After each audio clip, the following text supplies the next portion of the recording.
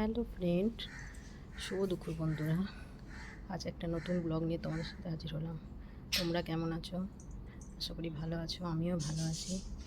আমি আজ আমাদের বাড়ির মন্দির তোমাদেরকে দেখাবো। দেখো, এই যে তুলসী মন্দির,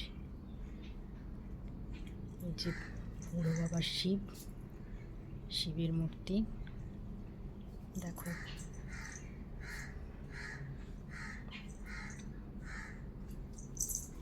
চলো তোমাদের ভেতরটা দেখাই।